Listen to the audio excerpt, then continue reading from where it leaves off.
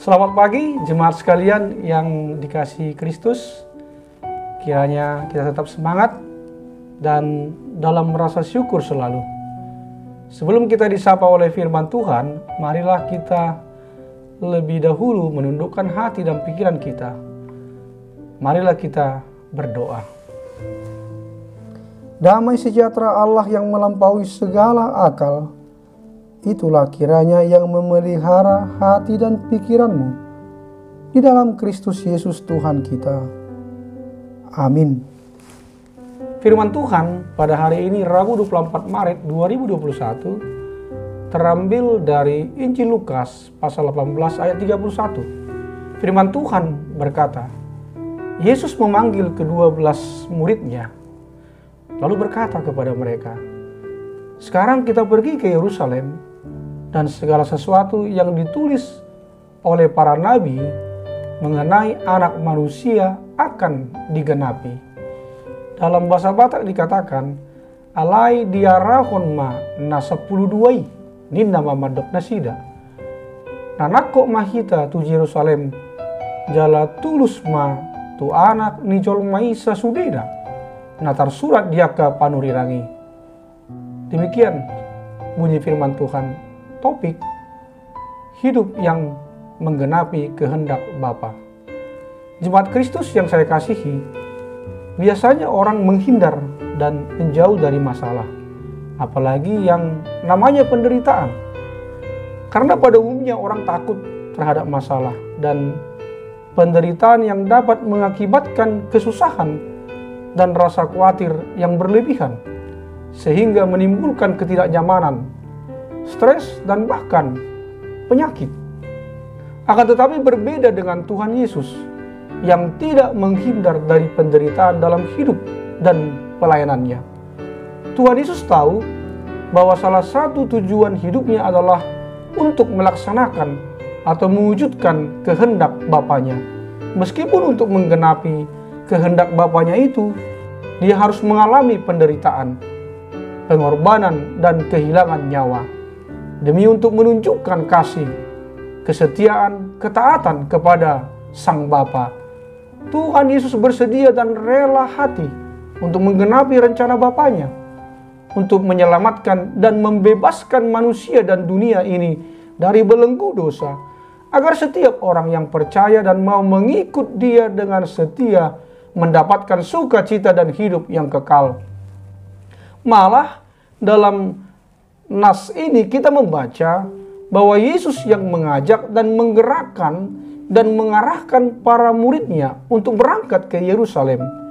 Dan Tuhan Yesus juga memberitahukan tujuannya ke Yerusalem adalah untuk menggenapi apa yang ditulis oleh para nabi tentang Mesias ataupun anak manusia, bahwa Yesus Sang Mesias itu akan menderita, disiksa, disalibkan, dan mati di kayu salib untuk menebus dosa-dosa umat manusia. Jemaat yang dikasihi Yesus Kristus, dalam buku peringatan hari ulang tahun ke-40 pelayanannya sebagai pendeta, Pendeta Kuntadi Sumadikarya mengaku sedang mengidap penyakit kanker paru-paru. Kanker itu ganas dan sudah stadium akhir. Bisa dibayangkan ujungnya adalah kematian. Namun demikian, dalam catatannya jelas, Pendeta Kuntadi sangat tegar. Hatinya kuat. Ia tidak takut. Ia berkata, "I am ready." Ia mengaku kerinduan akan Tuhan menggelembung begitu rupa, seiring mengingat cinta Tuhan yang jauh lebih besar dari cinta manapun kepada dirinya. Imannya kuat sampai maut. Jemaat Tuhan yang dikasihi Yesus Kristus, 3 kali Tuhan Yesus memberitahukan penderitaan yang akan dialaminya. Setelah Lukas 9 ayat 22 sampai 27 dan Lukas 9 ayat 43b sampai 45, perikop hari ini adalah yang ketiga. Tuhan Yesus tahu jelas bagaimana caranya ia akan mati, termasuk siapa pelakunya dan apa yang akan dilakukan terhadapnya. Namun, kita melihat betapa tegarnya Kristus menghadapi semua itu. Ia tidak menyalahkan Allah. Ia juga tidak menyalahkan manusia yang berdosa. Ia tidak mencari kambing hitam. Sebaliknya ia kuat menghadapi penderitaannya hingga maut menjemput. Pemberitahuan ini bukanlah keluhan atau penyesalan. Ia justru ingin mempersiapkan para muridnya, sebab semua sudah diberitahukan sebelumnya dan sesuai nubuatan Allah melalui para nabi. Jemaat yang saya kasihi di dalam Yesus Kristus, penderitaan yang kita alami masih jauh jika dibandingkan dengan Kristus. Kristus memberi teladan iman yang sempurna bagaimana menghadapi penderitaan hidup. Jangan mengeluh, jangan menyesali hidup, jangan menyalahkan Bapa di sorga, jangan menyalahkan situasi atau orang lain. Hadapi dengan tabah dan kuat. Percayalah, Tuhan beserta kita, Immanuel. Yang penting ingat dan praktekkanlah pesan yang sudah pernah kami sampaikan di renungan-renungan sebelumnya. Duit sejuta, yakni doa, usaha, iman, taat, setia, jujur, takut akan Allah. Maka dengan demikian kita akan menggenapi rencana Allah dalam kehidupan kita sebagai rekan sekerja Allah. Amin. Marilah kita berdoa.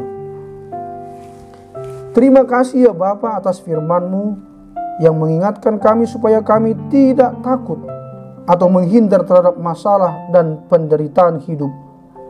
Karena kami tahu dan mengimani bahwa bersama Tuhan kami pasti bisa. Dan Tuhan juga ingin hidup kami untuk mengikut Engkau. Ya Bapa, berkatilah yang berulang tahun hari ini. Sembuhkanlah yang sakit dan juga yang terkena virus COVID-19.